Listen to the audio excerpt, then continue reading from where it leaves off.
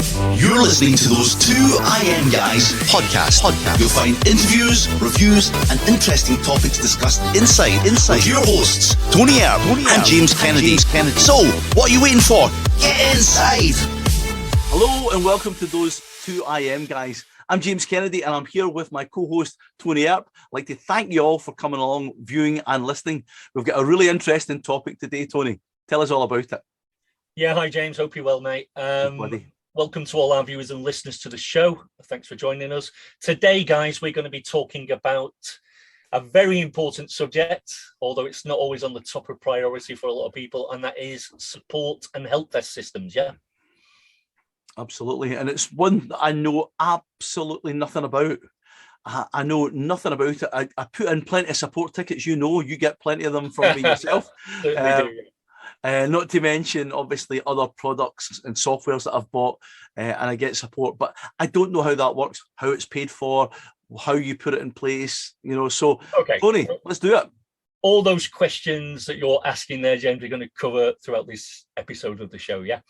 But in one word, if I could choose one word to sum up why it's really important if you're selling any sort of product or service, to have a support or help desk system, so that one word would be communication. Okay. You need a central location where your customers can communicate with you, James. Yeah. Yeah. Not to mention time. Yeah. I mean, secondly, as I've said a few moments ago, if you're selling any sort of product or service, you need that central location where customers can contact you. Especially when they need your help, they want it instantly, don't they? Or faster. Yeah. Let me ask you a question. If you do not have a support system in place, what's going to happen? Well, usually people are going to kind of obviously just message you, email you, and at best, or they're going to go and spit the dummy and say this is useless. Nobody's got in touch with me. This is a rubbish product, and they leave you a bad review. So if you do not make it easy for customers to access your support system, James, it's simple. They will refund. Right. Okay. They won't even bother about trying to run around and communicate with you in other ways. They will just refund. And you've lost a customer for life there, haven't you? Yeah, because they ain't going to buy off you again. No, I totally agree. Yeah. And some people might say, oh, well, I use a support email. Yeah. But there's a problem with that. What is that problem, James? I don't know, Tony. What is that problem? The problem is that a lot of emails, where do they end up? Spam. Yes. So if you're only using an email address as your support system, your help desk for your customers, what's going to happen if their emails go into spam? They're going to refund. You're never going to know about it. Yeah, it will result in a refund, no doubt about that. And we have no control, James, over email spam systems, do we? No, definitely not. And some even when I go into my spam, sometimes I see some of the people that I actually actively subscribe to and listen to, and I need to mark this is not spam, and hope that they don't go in there the next time. Yeah, but you said a word there that's relevant. Hope. You hope. No guarantees. No. Does the customer want you to hope? No, they want you to get it right 100% of the time. Every time. They want to be able to communicate with you. You receive that communication and action it. Yeah. Yeah, absolutely. And as we've just established, with email, we have no control over whether it sits in the inbox or not. All the different email providers, Gmail, Hotmail, Yahoo, etc., or even your domain email provider. That's usually your web hosting. Yeah. Mm-hmm. We have no control of what they set the criteria for to what goes in the inbox and what goes in spam, do we? Yeah, exactly. They're holding all the cards on that subject. Yeah, totally agree. And we can help with that a little bit, James, because we can educate our customers to whitelist us on how to whitelist our emails or our support desk links, etc. Yeah. There's a great free tool as well And again, as always, guys, any resources we mention in this episode, I will put in a post in our recommended resources area of our website for you, those two imguys.com. So make sure you go and check it out after you've watched this episode, yeah? But that free tool is called emaildeliveryjedi.com. Wow. Are you aware of that, James? These are not the droids you're looking for. Not quite. Not quite, no. Okay. No, I don't know about it. What that free tool allows you to do, it allows you to very easily brand a white label page of all the different email whitelisting instructions for every major email provider, James. Right, that's excellent. So it's an HTML file, so you can upload that to your website hosting, and then you can include that link in your emails or in your purchase receipts and that sort of thing. Yeah, I love our calls, Tony. I always find something more to do, but obviously useful. And these are things that I didn't even know about. James, once you visit emaildeliveryjedi.com and you enter your business name to brand the page, you literally just download it, and it's awesome. One file. Upload it to your hosting. That'll give you a link for the URL. Yeah, and then you just include that in your emails, in your your purchase receipts, etc. And that's just going to go a long way to educating your customers how to whitelist your email or your domain, etc. Yeah, that's a fantastic idea. And again, it's all these little things. What I'm talking about is all these little things that you tell me.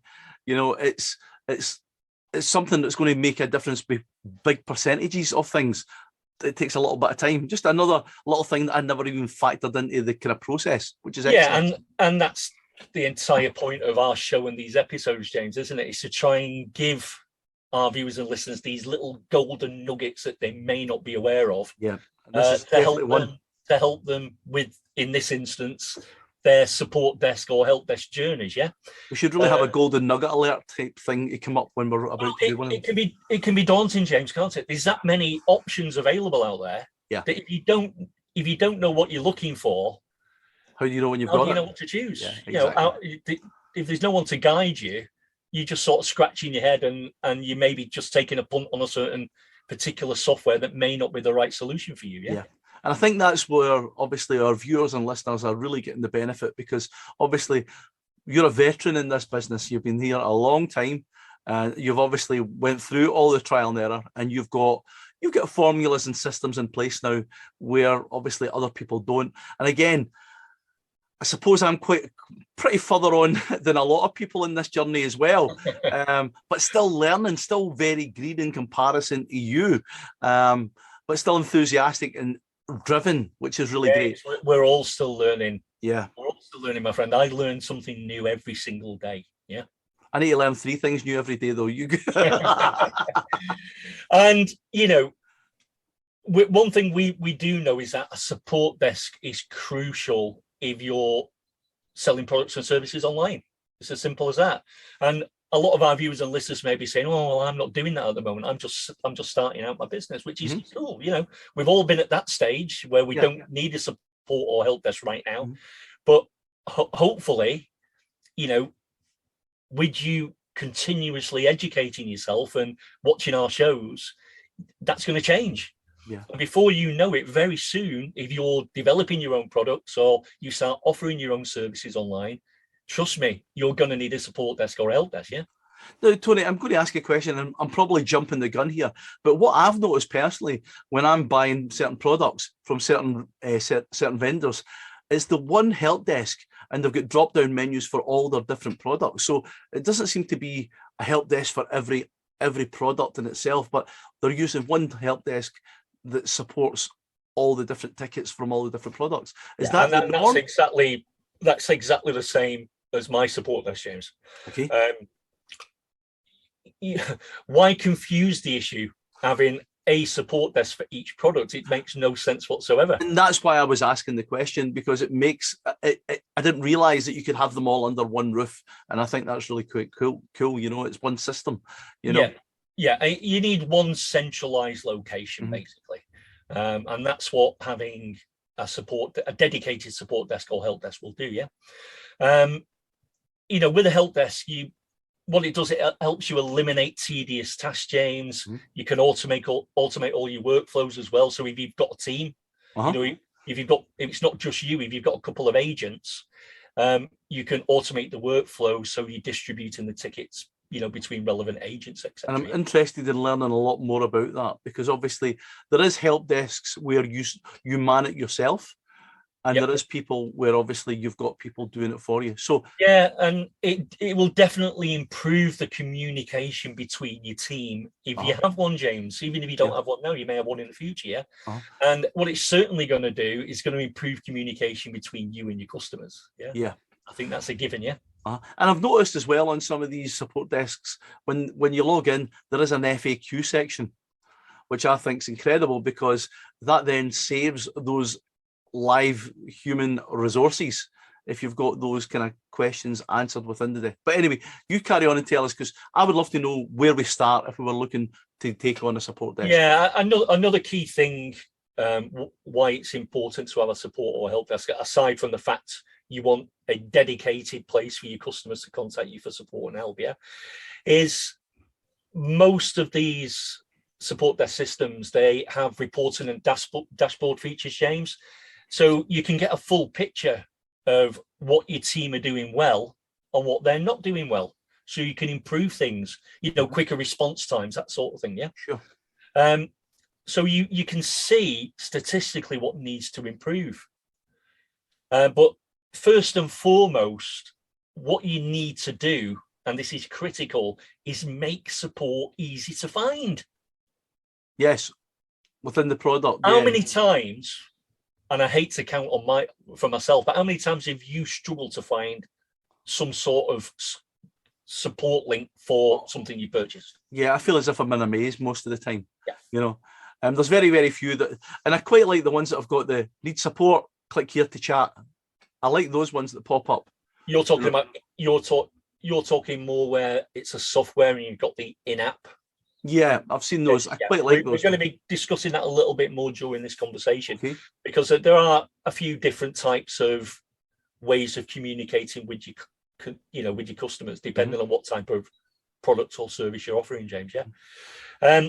But I think it's fair to say that when a customer needs support, generally they've already entered frustration mode. Yeah, so you want to get them sorted as quick as you possibly can. Yeah, exactly. So the last thing they want to be doing is hunting around for your support desk link or your email or whatever you're using for your support, because they're already frustrated as it is. That just makes it 10 times worse. Yeah.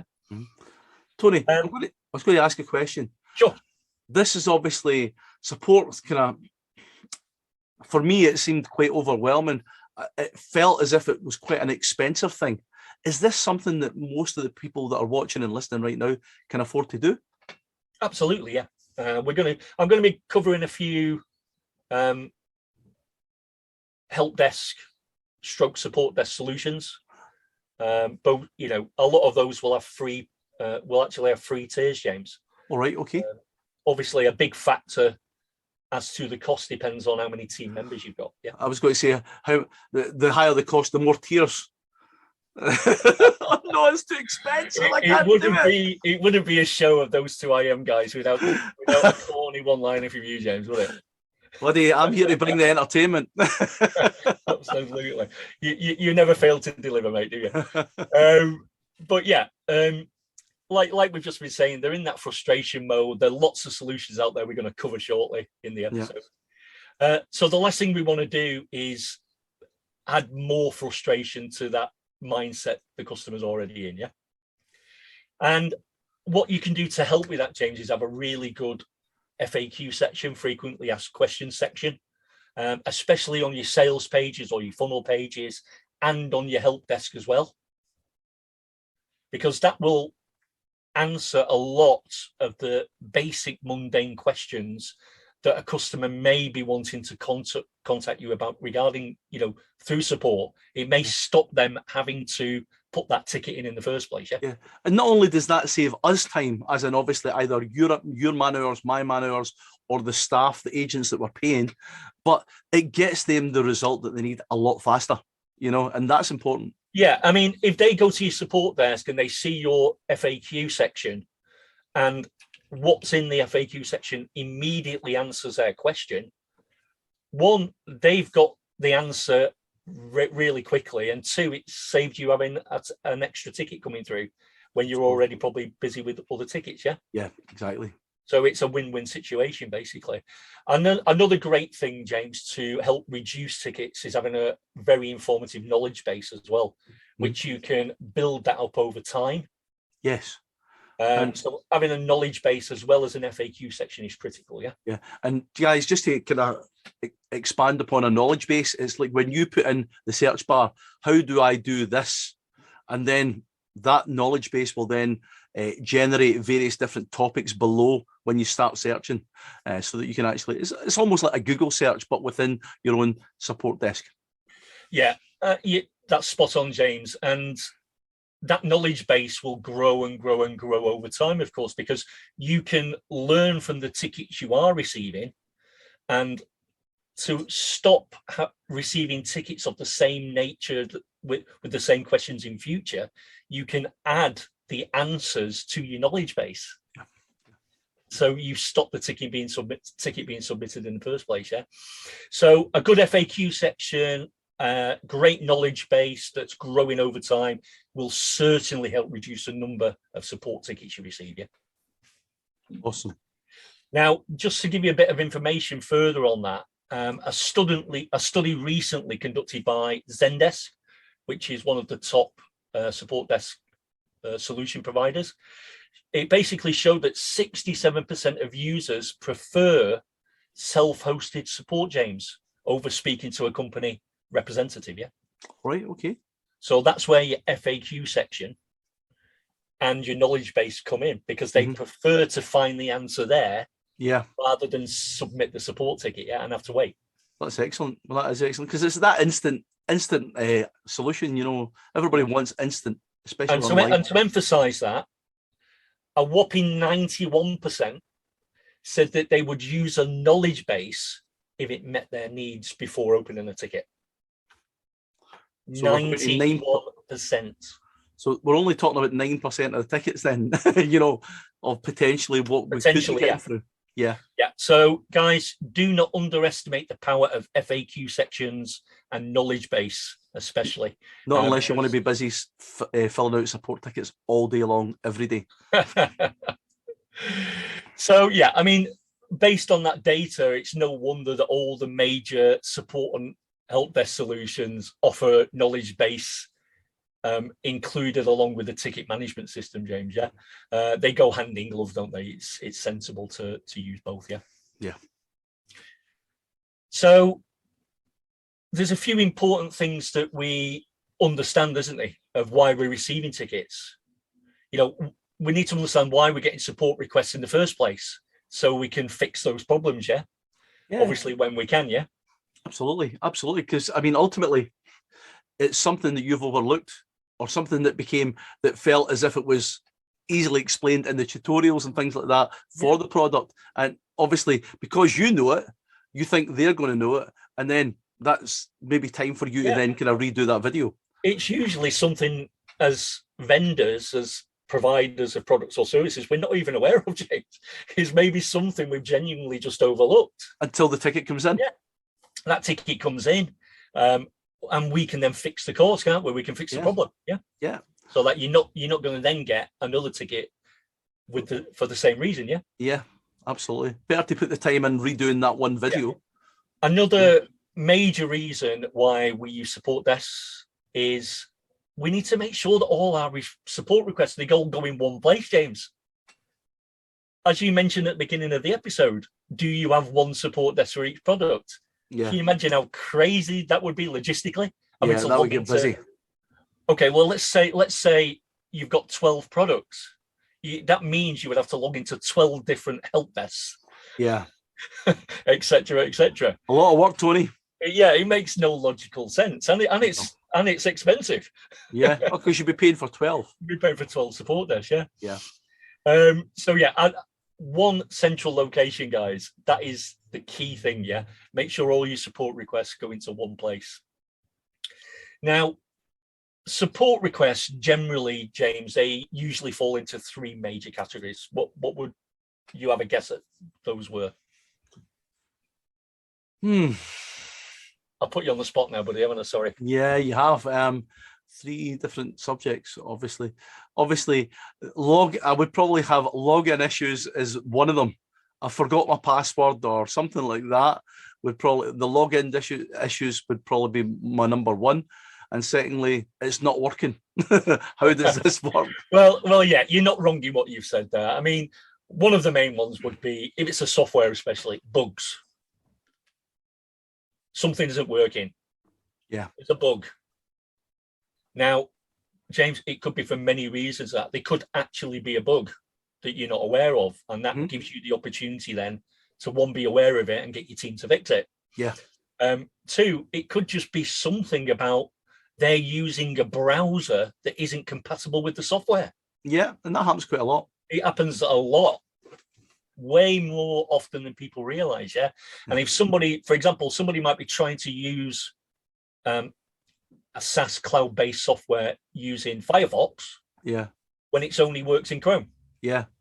And on occasions, I get it the opposite way about, but yeah, it really depends on how the software's been developed by the development team. Yeah. But it could be just something as basic as switching browsers that fixes the bug. But bugs generally is one of the main reasons people open support tickets. Another one is missing features. So someone buys your software or your product and they say, well, we'd like it if it could do this, but I can't seem to do that. And you know, isn't that wonderful when people come and tell you how better your software would be if you added this, and you didn't have to pay for them to actually come up with that great idea? And depending on what that missing feature is, James, it also becomes a sales opportunity, doesn't it? That's potentially an upgrade add-on. It can be an upgrade later on, yeah. If it's something that's, something that costs a bit of money, you add to the platform, yeah. Yeah. The other category, it can be confusing or hidden features, and that sometimes can be down. To be fair, James, that can sometimes be down to bad training. Right. Yeah, and again, as we spoke about it earlier, sometimes if you know what you know and you think everybody else knows what you know, and you can zip through things without actually telling people every tiny little step. Yeah, it can be down to bad quality training, and to be fair, it can be down to the customer not bloody watching the training. To be fair, yeah. I had an instance of this yesterday, so I can speak, from very recent events. Speaking to a customer yesterday, I actually got them on Skype, James. This isn't working, Tony. This isn't working. So I said, jump on Skype. And you know what they'd done? It was obvious to me they'd not even watch the training. None of it. Because there was stuff, it was a WordPress product, yeah?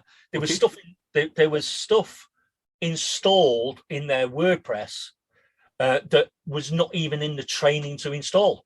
And they wondered why it wasn't working. So to cut a long story short, we ended up deleting the entire WordPress install, reinstalling WordPress fresh. And once they followed the training, everything worked. Surprisingly, everything worked perfect after that. Yeah. So we would usually call that a WBT fault. Watch the bloody training. It used to be an RFM fault. Read the something, I won't say the word, manual, when you got a new product from the shop. Guys, for the benefit of our viewers and listeners, if the vendor provides you with training, please watch it. There's a reason they're providing training, yeah? Don't second guess yourself, because trust me, you'll miss a critical step and something won't work. And you'll start blaming the product or the software when it's not actually anything wrong with it. It's something you've not followed, yeah. And we totally understand that you're excited. And again, when you buy a new product, it's like Christmas, like it is now. It's like Christmas. You want to get that box open and you want to play with the toy. But the reality is, if you don't know how to use the toy, there's a good chance you're going to break the toy, and we don't want you to break it. Another example, James, if you go to IKEA and you buy a piece of flat pack furniture and you open it up, what's the first thing you do? Read the manual. Read the manual, read the instructions, because what would happen if you left that to one side and you tried to put it together yourself? You'd make a mess of it, not unless it's that coffee table with the 4 legs that just screw in. Other than that, everything else needs the manual. Generally, as we know with all flat pack furniture, it comes in a million pieces with a build. Absolutely. And if you don't follow the instructions to the letter, you end up with extra pieces. Extra pieces. And IKEA, just for the record, guys, IKEA are not generous. They pay for child labour. They ain't going to give you extra pieces for free. All right. Yeah, so I mean, I'm not a fan of flat pack furniture, James. In my opinion, whoever came up with that concept wants a punch in the face. Yeah, they're dead now. And we'll leave it at that. So I tend to buy furniture that's already pre-made. Yeah, and hopefully from a nice furniture shop that brings two strong guys to bring it in and put it where it needs to go as well. Some of these things are heavy. That always helps, doesn't it? Absolutely. But yeah, as I said, bad quality training. Getting back onto the episode topic. Yeah, we got sidetracked as usual there, James. Always. Sometimes it's down to bad training. It's as simple as that, or customers just not watching the training, James. Yeah, that's a common one. Yeah, and the other thing that you mentioned is the other, one of the other main categories that tickets fall into, and that's missing emails. With login credentials. Yeah, to log into sometimes they jump to spam, the members area, that sort of thing. Yeah, yeah, absolutely. So, Tony, I'm getting excited. Tony, tell us what ones and how much do they cost? We're going to cover that. We're going to cover that. I'm not going to cover the cost, because obviously that's down to each of our viewers and listeners to go and do their research and due diligence. Yeah, but I'll be giving them some resources for definite shortly. Okay. But let's just cover some main reasons why you need a support desk. So centralized ticketing, we've already covered that one. Yeah. Yeah. No more lost or duplicated help request, James. Yeah, that's right. If they're getting it through one platform, because how often have you had an email, then a Facebook message, then somebody sent you a WhatsApp, and absolutely, it just goes a bit mad. It's the same problem from the same customer that's appearing in several different places. Yeah, absolutely. Yeah. Also accountability. So if you're receiving a support ticket, it makes you accountable to respond to that, doesn't it? Yeah, of course. Because again, especially when you're talking about support time, turnaround, reply times and things like that, you want to get that to a level where people are like, "Wow, this question was answered and fixed within an hour." Yeah. That's amazing. Absolutely, because and it shows that your support system's working. Yeah, you're on the ball. And that's leads us on to reporting capabilities. All the top platforms have these reporting capabilities, James, depending on what level you've got. Mm-hmm. And that data, like any other data, is crucial. It tells us what we're doing right with our support and what we're doing wrong and what we can improve. Yeah. Mm-hmm. Yeah. You also remember, because these are cloud-based, you've got remote work benefits as well. So if you've got team members, doesn't matter where they are in the world. You just log in and do their thing. Log in wherever they are on the globe, and they can work remotely on your support desk for you. Yeah? And that's really useful as well, Tony, because when you think about it, all our customers don't come from where we are, So if we say, for talking's sake, we support it in the UK from 8 a.m. in the morning to 6 p.m. at night. Yep. And then you get someone maybe in India or somewhere else that's in a different time zone, and they can then pick it up from our 6 p.m. the next morning. Yeah, and I think that's a valid point, James. It allows us, no matter how small our business is, it allows us to provide 24/7 support, even if we are a small business. Yeah. Yeah.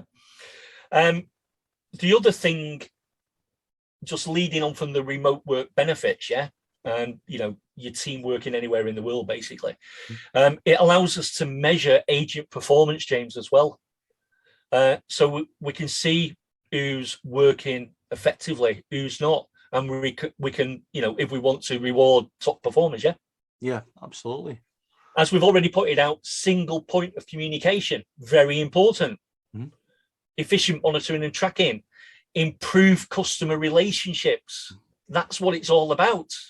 Tony, I'm going to ask you a question. Obviously, it might be something you're covering later on, and obviously it's coming back to pricing, but not actually the software. But for an agent, how would you pay them? Would you pay them an hourly rate, or would you pay them per ticket? You usually pay them an hourly rate, James. Okay, right. I was curious to find out if that was something, because I pay an hourly rate. So. Right. Okay. But yeah, improve customer relationships, which is in my opinion, the whole purpose of a support and help desk. you want your customers to know that you're there to support them if they need your help, and that it's easy to access that support. And because of that, it helps you to better resolve problems and the timing of those problems, because you've got that accountability, James. The other thing, again, is crucial. It strengthens your brand image and reputation. We were talking about this before the show about somebody that had done a U-turn on a business decision, James, weren't we? Yeah, absolutely. We won't mention it, to be fair to them guys. We won't mention the product. But what had basically happened was this particular product was offered as a one-time lifetime payment. A year after it had been launched, all those lifetime purchasers had then been told that unfortunately they got the calculation of the resources required to use the software all wrong, so they were going to have to switch everybody to subscription. Obviously that caused chaos. People were leaving bad reviews all over the place, and that really damaged within a few days their brand reputation. Badly so.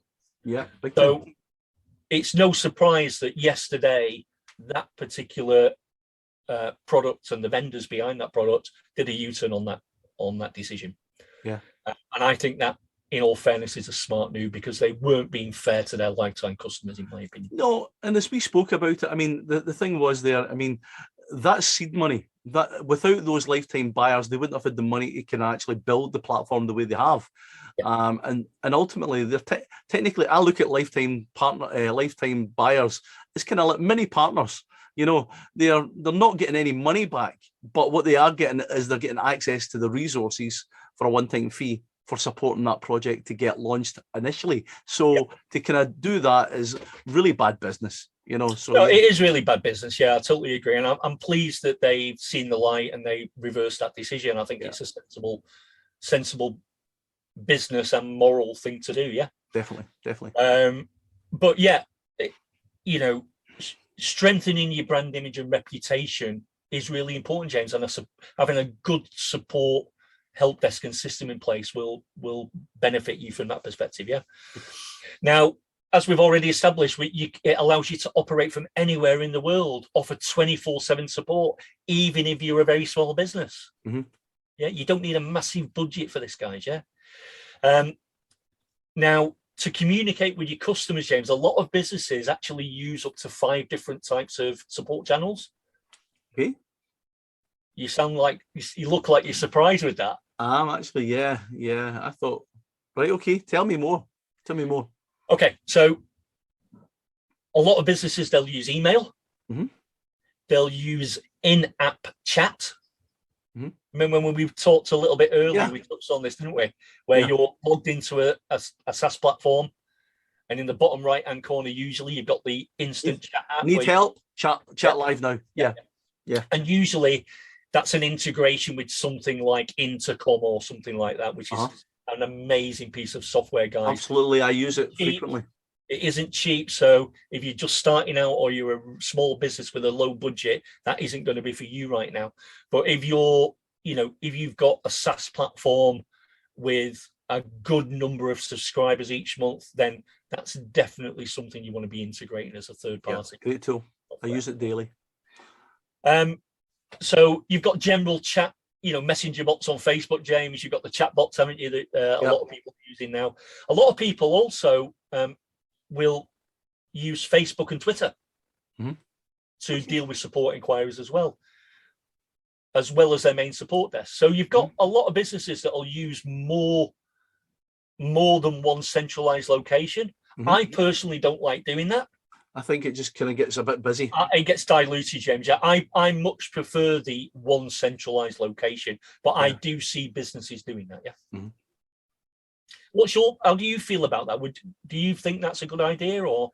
I prefer the one kind of thing, because again, in previous businesses and other ongoing projects that I work on, I get people sending me a message on Facebook, and then they realize that they've got my mobile number. Then they ask me something on WhatsApp, and then I can't follow the conversation. So if I mess up, It's because I can't read the full conversation. I want to have a conversation in one platform from start to finish so that I can monitor the progress of that chat and how it's been done and what they expect from me and what I say I'm going to deliver. And then once I've delivered it, then everybody should be happy. But if you're sending me a text message, then a WhatsApp message, then a Facebook message, and then you're commenting something on a YouTube video, how the hell am I supposed to follow that? You're not my one person.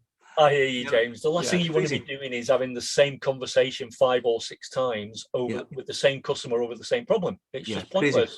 It's a waste of their time and yours. More importantly, a waste of yours. Location. Having one centralized location for your support solves that issue, doesn't it? Absolutely. But I think what this shows us, though, is that you do need to view support differently if you're using it in an app or a software or on your website, or you're selling a product or a service through other platforms. You've got to look at support slightly differently depending on what you're doing, haven't you? Yeah, and I think as well, you need to be quite strong in what you're doing. When people then send you a messenger message, say, "Hey Tony, I'm having problems with such and such," I'm like, "No problem, let me deal with that. Here's the link for it to set up a support ticket." And because I think I know obviously it's like, but I'm talking to you just now, Tony. They can't expect to have you on hand all the time because you've probably got agents that are dealing with that on your behalf. Yeah. I think as you grow your business and you scale your business, the demands on your time become more and more every month, James, don't they? And I was going to say that's what having a dedicated one-channel support system will help. That's where it will help you, because your customers have got a central place to go to get support, and it's controlled support by you or your team members or both. I mean, I've got a couple of team members, James, as you know, but I help out on support myself when I can as well. If I've got a little bit of spare time and there's a couple of tickets in there, I'll deal with them. No problem. Many hands make light work, don't they? Now, one of the things I was going to say as well, and I say this quite often in our show, start with the end in mind. Because if you're thinking right now, "Oh, it's okay, I can handle everything and I can talk to people here on Facebook and they can text me, they can send me a message, it's all right, I've got lots of time right now." Eventually, you're not going to have that time. And more to the point, these customers will then expect that level of service going forward when you are super busy. And that's not something that's attainable, because if you're selling a product that's, let's say, $100, but they're now taking up hundreds and hundreds of dollars of your time every single month, that's not a viable customer, and you've got to realize that the time to kind of profit ratio has got to be relevant in this kind of process. So no, totally. I mean, it comes down, at the end of the day, it comes down to one thing, doesn't it? And that is educating your customers of the support process. And remember, and that's, as a vendor or a service provider, that's your responsibility, nobody else. Absolutely. Make it easy for your customers to contact support through one control channel. And it will make your life so much easier, guys, I promise you. Yeah, and I think it is one of those things, as you say, educating them, letting them know from the start, it's like, listen, this is how we deal with things here. This is how I run my business. Because guess what, guys? It's your business. It's my business. I run it my way. Tony runs his way, and that's something that you've got to kind of make sure that you get solid and focused on from the beginning, because your time is the most valuable thing that you will ever own. You can always make money, you'll lose money, you can make money, you'll always be able to make more money, but you can't gain back your time. And the only messenger support I really give these days, James, is to my mastermind members like yourself. Right. Yeah. That's it. All other customers, because I make sure that my support desk information is easily accessible, in my emails after the purchase, in the members areas. We've got a members area. It's very obvious how people contact support, isn't it? Yeah, of course.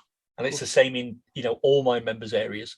When they purchase, in the emails, it's support. The one link to support is in all of those main places. So it's easily accessible for people after purchase. Yeah. And as you say, I mean, you have got a mastermind group that privileged to be a member of as well, and best investment probably ever. but the fact that I can say, listen, Tony, I'm having a challenge here, that's a part of the deal, and I love that. The fact that you come back to me, and it's usually always within an hour, more likely within 10 minutes. It helps a lot. Yeah, and I think, as much as that's my group, James, we're both privileged of being part of that, because we've got an amazing community there. Incredible. Of like-minded people that are all got different strengths and weaknesses and different experience levels. Some are just starting out, some are very experienced marketers. Yeah. And more importantly, everyone's happy to help each other. Yeah. And that's what I was going to say. Sometimes it doesn't need to be you that actually does the support there, because putting something in that group, and usually we've got some really, I would say probably a good 10, 15 absolute warriors that are right in there, and you've got the answer that you're looking for in no time at all, and they're always eager to help, which I love. It's a great platform. As we always say, James, nobody knows everything. I certainly don't. You certainly don't. Well, I certainly don't. I know that for a fact. Obviously, talking about my particular mastermind group, not everybody in there knows everything. They've all got certain skill sets, and what's nice is that regardless of what each of us want to know, there is usually somebody in that circle that knows the answer to the problem. Yeah, absolutely. So the question I get asked a lot, James, is what is the best help desk software, Tony? Tony, what's the best help desk software, Tony? Funny you should mention that. I get asked that question quite a lot, James.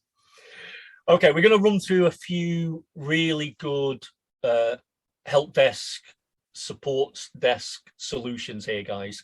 The ones I'm going to run through initially here are all SaaS platforms, cloud-based. So you literally just log into them in a browser. Mm-hmm. No particular order here for these, James, but number one would be Hubspot, which for me is the best all-in-one customer service CRM. Tony, HubSpot came back in a conversation, I believe, last week as well. It did, yeah. They've got an AR as well, yeah, and autoresponder, yeah. Wow, they're not responding. They're not the cheapest, James. No, but they're very good at what they do. And right. And they've got a support desk as well. I didn't even know they had a support desk. They have a support desk solution as well. And I would certainly urge our viewers and listeners to go, if they're looking for a solution now or in the future, to go and check out all these resources I'm going to mention. And again, I'll put these in a post in our recommended resources area of our website, those2imguys.com. Yeah. So make sure you go there and check it out, guys. Number two, now this is the one I use, James, Zendesk. Yeah. Very affordable help desk software solution. I've been using it for a few years. I've got no reason to move from it. It does everything I need it to do. And it's, as I say, affordable. Yeah. Mm-hmm. Third one I want to mention is Zoho Desk, Zoho Desk. And this is one of the best ones for businesses that are growing fast, James. Yeah, that you're scaling your business really fast. It's certainly one to check out if that's your type of business.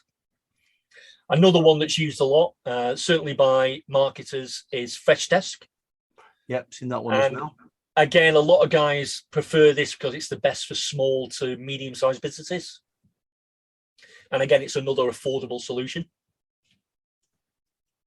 Another one that's really good if you're an IT service business, a IT service management business or something like that, is a solution called Freshservice. Okay. For those types of IT-based businesses, really, really good.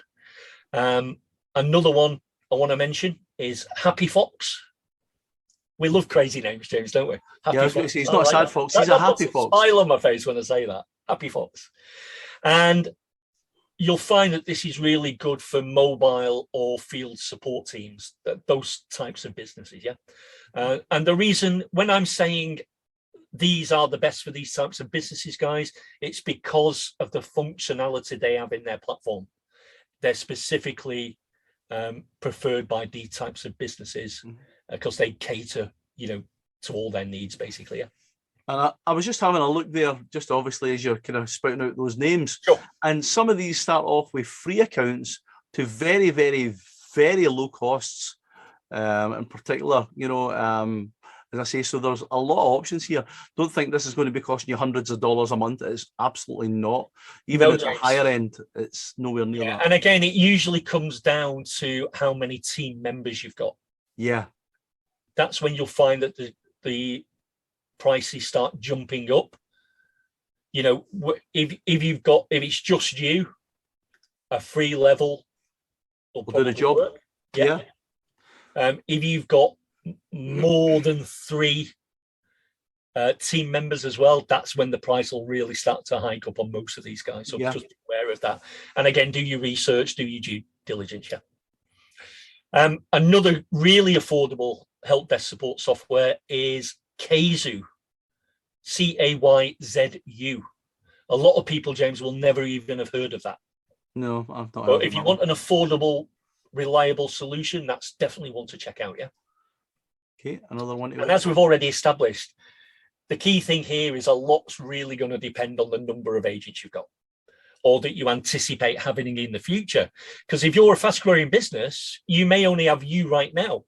But if you can envisage yourself having 5 or 6 agents in the next 12 months, you need to factor that into your buying decision, don't you?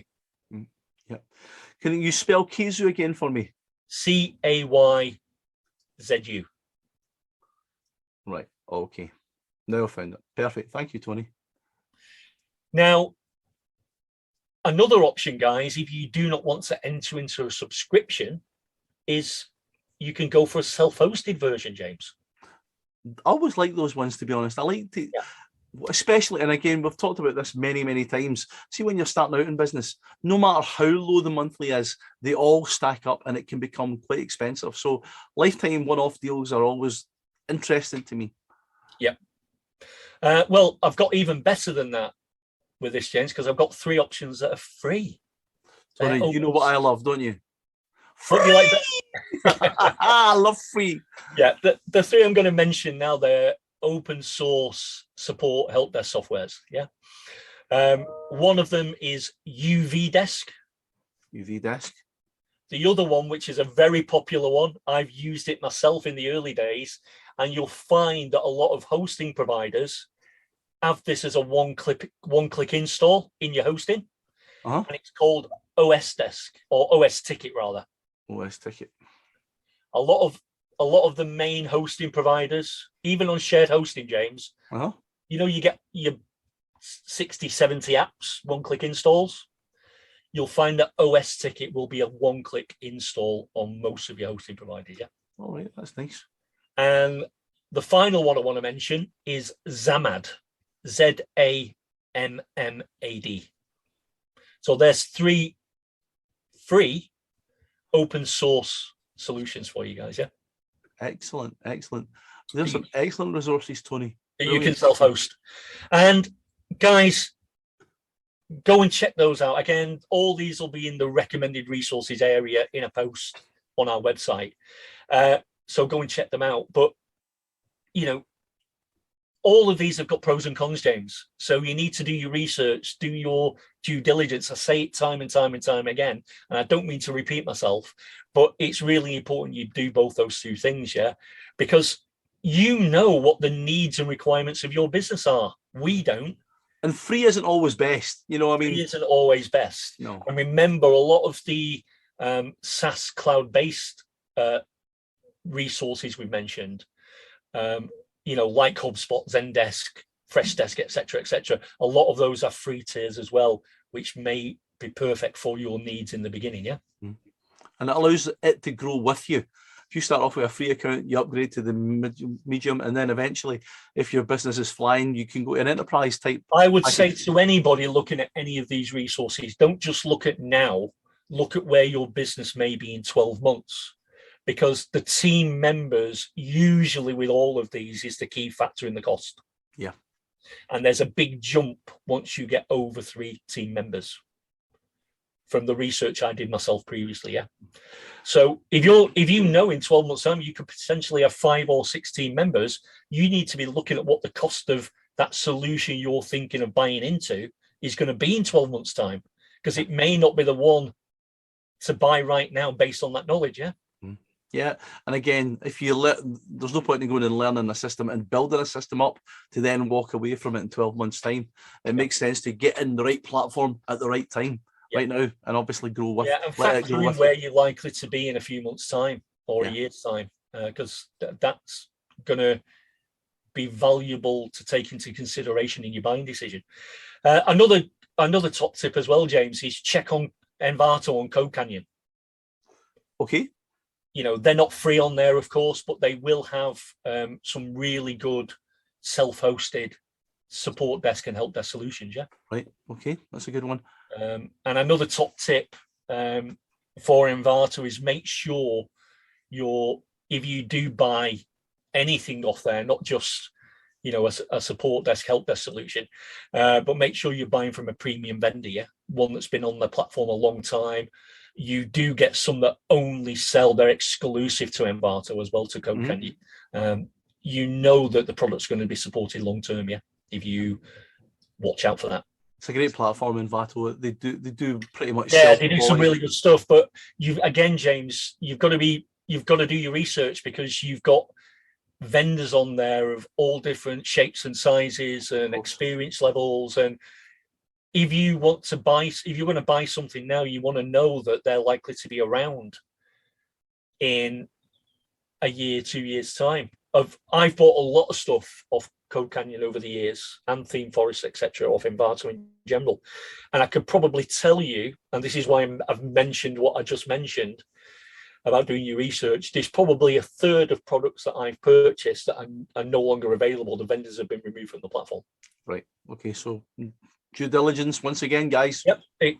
That just proves my point entirely. That's why I now practice what I'm preaching to you, and I look at certain things before I make a buying decision on buying anything on Envato. Yeah.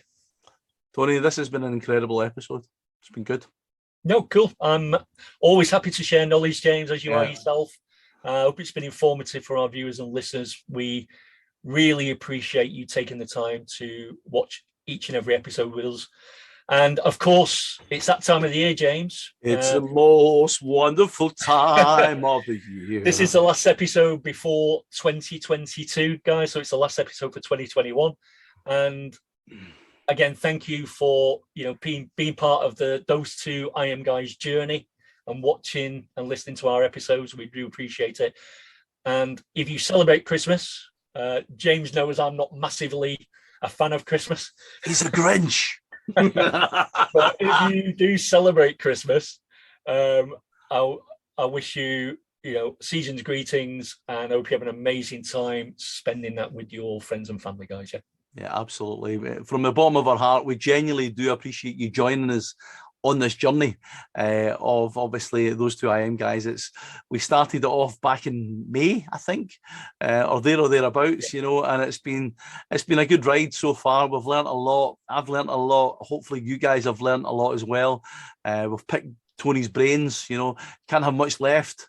We've been we're getting some traction on YouTube, James, aren't we? But we're very, very proud of our podcast listeners. Thank you, guys.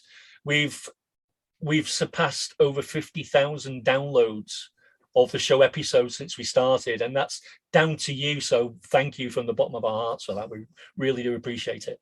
Yeah, but it just goes to show you clearly we've got better faces for radio than we have for screen, because people would rather listen to us than look at us. Well, I certainly have, James. I'm not commenting on you. But, the other thing I'd like to say, guys, is wishing you every success in 2022 with your businesses.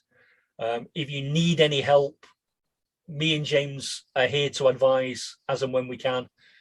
You will hear back from us personally, not from somebody on the support desk, I promise you. Always us. Even though support desks are important, as we've established from this episode. We're creating a brand right now, and we want to make sure that our people know that it's us behind the brand and not just. So if you've got any questions, guys, about any of the topics we've discussed or subjects this year, reach out to us. Contact us via our website, via the podcast, via our social channels, below the comments in the video. however you want to contact us, please feel free to do so, because if we can help in any way we can and guide you and point you in the right direction with things, then we're certainly happy to do that, aren't we, James? But just make sure that you stay on that one information. Don't contact us on them all, just one, as we spoke about in our help desk episode. Yeah, we don't want to confuse the issue. Yeah, exactly. But thank you so much. Have an amazing holiday season, whether you're celebrating or whether you're not.